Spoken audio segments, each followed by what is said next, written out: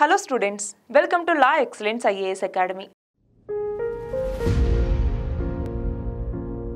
రీసెంట్గా Sri Lanka renewable energy authority అలాగే మన భారతదేశానికి సంబంధించినటువంటి సోలార్ సిస్టమ్స్ ఇవి రెండూ కలిసి శ్రీలంకలోని జాఫ్నా పెనిన్సులా ఏదైతే ఉందో అక్కడ ఉండే 3 ఐలాండ్స్లో హైబ్రిడ్ రెన్యూబుల్ ఎనర్జీ సిస్టమ్స్కి సంబంధించినటువంటి ఒక ప్రాజెక్ట్ని నిర్మించాలి అన్నట్టుగా కాంట్రాక్ట్ అనేది జరిగిందనమాట. మరి ఇది మనకి ఎందుకు ఇంపార్టెంట్ అంటే ఆ జాగ్రఫికల్ లొకేషన్ అన్నటువంటిది ఇంపార్టెంట్. ఆ ఐలాండ్స్ గురించి అక్కడ ఉన్నటువంటి స్ట్రైట్స్ గురించి కూడా మనకి ఎగ్జామ్లో అడగచ్చు అనమాట. So first of all India Sri Lanka map ఒకసారి చూద్దాం. చూడండి, ఇక్కడేమో మన భారతదేశం, ఇదేమో శ్రీలంక. ఇండియాకి శ్రీలంకకి మధ్యలో గల్ఫ్ ఆఫ్ మన్నార్ అన్నటువంటిది ఉంది. ఇక్కడ జాఫ్నా పెనిన్సులా అన్నటువంటిది మనకి శ్రీలంకలో నార్థన్ మోస్ట్ పార్ట్లో ఈ జాఫ్నా అన్నటువంటి సిటీ ఉంటుంది. అయితే ఇక్కడ చూడండి, ఈ రెండింటి మధ్య ఇక్కడ జలసంధి లేదా స్ట్రైట్ అంటాము. స్ట్రైట్ లేదా జలసంధి అని అంటే ఏంటి? జలసంధి అంటే రెండు భూభాగాలను కలుపుతూ మధ్యలో ఏదైతే వాటర్ బాడీ ఉంటుందో దాన్ని మనం స్ట్రైట్ అనేసి పిలుస్తాము. ఇక్కడ మనం గమనించాలి, ఒకటి స్ట్రైట్ అనేసి. స్ట్రైట్ అంటే ఏంటి? జలసంధి అంటాం. అంటే రెండు ల్యాండ్ బార్డర్స్ మధ్యలో ఒక వాటర్ బాడీ అన్నటువంటిది ఉంటుందన్నమాట. అదే మనకి ఇస్తమస్ అన్నటువంటిది ఉంటుంది. అంటే ఏంటి? రెండు ల్యాండ్ బార్డర్స్ మధ్యలోనే ఒక చిన్న ల్యాండ్ బార్డర్ అన్నటువంటిది ఉంటుంది. దాన్ని మనం ఇస్తమస్ అనేసి పిలుస్తూ ఉంటాము. సో ఇవి గుర్తుండాలి. నెక్స్ట్ చూడండి, ఇక్కడ డీటెయిల్డ్గా చూస్తే ఇదిగో మన భారతదేశానికి సంబంధించి పంబన్ అన్నటువంటిది ఇక్కడ ఉంది. ఇక్కడ నుంచి పంబన్ బ్రిడ్జ్ ఉందా రామేశ్వరంకి? సో అదొకటి. రామేశ్వరం ఐలాండ్స్ అన్నటువంటిది ఇదిగో ఈ మధ్యలో ఇండియాకి శ్రీలంక మ్యారిటైమ్ బౌండరీ ఉందన్నమాట. ఇదేమో పాక్ స్ట్రైట్ అన్నటువంటిది, అంటే పాక్ జలసంధి అనేసి పిలుస్తూ ఉంటాము. గల్ఫ్ ఆఫ్ మన్నార్ ఇది. ఇక్కడ చూడండి, తలై మన్నార్ అన్నటువంటి ప్లేస్ శ్రీలంకకి సంబంధించినటువంటిది. అలాగే కచ్చతీవు ఐలాండ్స్. కచ్చతీవు ఐలాండ్స్ అన్నటువంటిది మనకి ఎప్పటి నుంచో కాన్ఫ్లిక్ట్ రీజియన్ మన భారతదేశానికి అలాగే శ్రీలంకకి. అలాగే డెల్ఫ్ట్ అన్నటువంటి ఈ ఐలాండ్ ఒకటి. జాఫ్నా అన్నటువంటి చూడండి ఇదిగో ఈ లొకేషన్లో ఉందన్నమాట. సో మ్యాప్ బేస్డ్గా అడగచ్చు, గుర్తుంచుకోవాలి.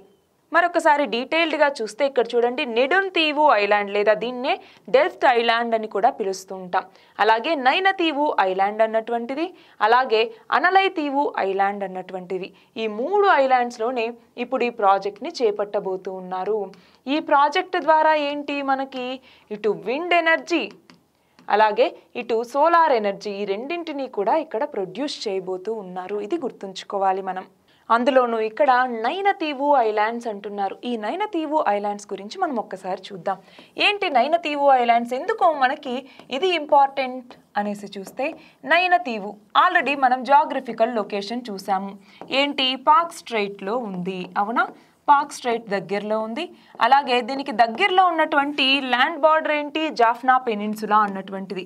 సో అది కూడా అడగచ్చు, జాఫ్నా పెనిన్సులా.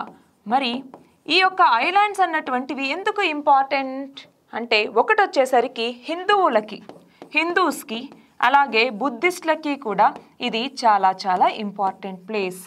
ఎందుకని హిందువులకి మరియు బుద్ధిస్టులకి అంటే, హిందువులకి సంబంధించి తమిళనాడుకి ఇది చాలా దగ్గరలో ఉంది, అవునా? మరి ఈ యొక్క నైనతీవు ఐలాండ్స్లోనే మనకి నాగపోషణి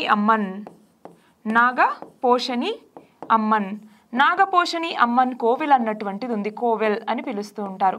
ఈ నాగపోషణి అమ్మన్ కోవెల్ అన్నటువంటిది ఇదిగో ఈ నైనతీవు ఐలాండ్స్లో ఉందన్నమాట. ఇది ఏంటి అంటే, మనకి తమిళనాడులో మీనాక్షి దేవి టెంపుల్ ఉందా, ఆమె ఈమా అన్నట్టుగా గుర్తించారనమాట. కాబట్టి హిందువులకి ఇది రిలీజియస్గా చాలా ఇంపార్టెంట్ ప్లేస్.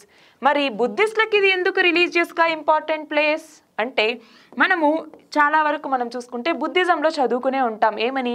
మహావంశ, దీపవంశ అనేసి 2 రిలీజియస్ టెక్స్ట్స్ శ్రీలంకకి సంబంధించినవి ఉన్నాయి. అందులో మహావంశ అన్నటువంటిది కూడా బుద్ధిస్ట్ రిలీజియస్ టెక్స్ట్, అవునా?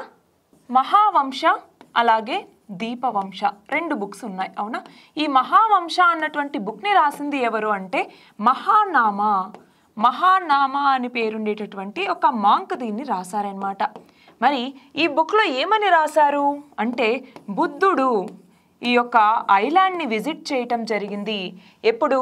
ఆయనకి ఎన్లైట్మెంట్ అయిన తర్వాత, అంటే బుద్ధుడికి ఎన్లైట్మెంట్ అయింది కదా, ఆ ఎన్లైట్మెంట్ అయినటువంటి 5 సంవత్సరాల తరువాత ఈ యొక్క ఐలాండ్స్కి బుద్ధుడు రావటం జరిగింది అన్నట్టుగా ఈ బుక్లో మహానామా రాశారనమాట. లిటరల్గా చెప్పాలి అంటే ఈ నైనతీవు అంటే స్నేక్ ఐలాండ్ అనేసి అర్థం అనమాట. స్నేక్ ఐలాండ్ అనేసి అర్థం. బుద్ధుడు సెకండ్ విజిట్లో ఈ స్నేక్ ఐలాండ్ని సందర్శించటం జరిగింది. సో అందుకు కూడా బుద్ధిజంకి సంబంధించి ఈ నైనతీవు ఐలాండ్స్ అన్నటువంటివి చాలా చాలా ఇంపార్టెంట్. అలాగే ఇంకొక ఇంపార్టెంట్ థింగ్ ఏంటి దీనికి సంబంధించి అంటే మనకి తమిళ్ లిటరేచర్లో చదువుకుంటాం సంగం లిటరేచర్ అనేసి, అవునా? సంగం లిటరేచర్. ఈ సంగం లిటరేచర్లో ఈ నైనతీవు ఐలాండ్స్ గురించి ప్రస్తావన అన్నటువంటిది ఉంది. ఈ సంగం లిటరేచర్లో ఈ నైనతీవు ఐలాండ్స్ని ఏవైతే ఇప్పుడు నైనతీవు ఐలాండ్స్ అనేసి చెప్పుకుంటున్నామో ఈ నైనతీవు ఐలాండ్స్ని మణిపల్లవం అనేసి పిలిచారనమాట. మణిపల్లవం. సో మనకి ఎగ్జామ్లో అడగచ్చు మణిపల్లవం అనేసి సంగం లిటరేచర్లో ఏ ఐలాండ్కి పేరు అనేసి అడిగితే నైనతీవు ఐలాండ్.